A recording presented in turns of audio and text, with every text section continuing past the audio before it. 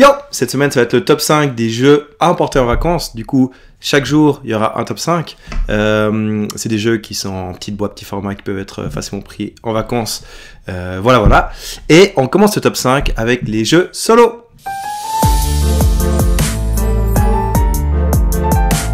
Le premier, c'est Parodin. Donc Parodin, il faut savoir qu'il y a un deuxième. Je me souviens plus du nom là, mais c'est le même principe avec un autre thème. Mais voilà.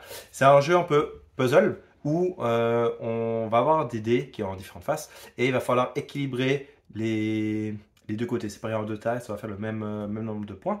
Il y a des dés qui valent 1, 2, 3 facile, mais il y en a certains, par exemple je crois que c'est le héros, il vaut 3 points, mais si je mets le traître avec, il vaudra 0. Du coup, je dois équilibrer au mieux, après il y a des dés noirs, il faut des bonus, il y a des trucs pour chaque dé, et voilà.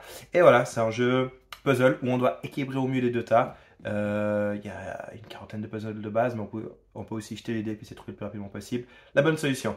Donc petit jeu très rapide, 6-8 dés et puis un petit manuel, une petite boîte carrée. Voilà. Et le suivant, c'est les Fiefs de Norbois. Donc les Fiefs de Norbois, c'est un petit jeu de cartes en jeu de pli. Donc on aura différents lieux. Au début de la partie, on va piocher des cartes, c'est notre main.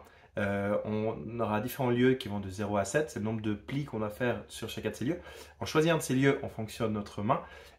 Chaque lieu a aussi un atout différent, donc voilà, si j'ai 3 atouts, je ne vais pas aller sur le truc à 0 plis parce que ce sera compliqué, je vais de toute façon probablement en faire.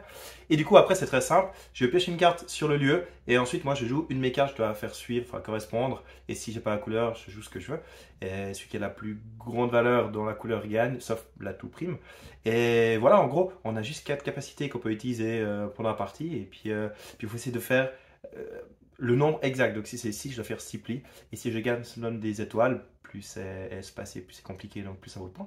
Et il faut faire assez de points pour gagner la partie. Un super jeu pas assez connu à mon goût.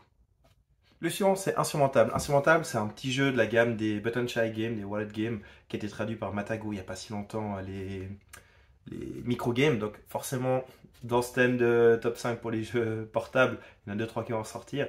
Ça, c'est un jeu solo où on va faire sa montagne. Donc on va mettre faire une montagne où on va devoir faire des routes et puis aller jusqu'au sommet.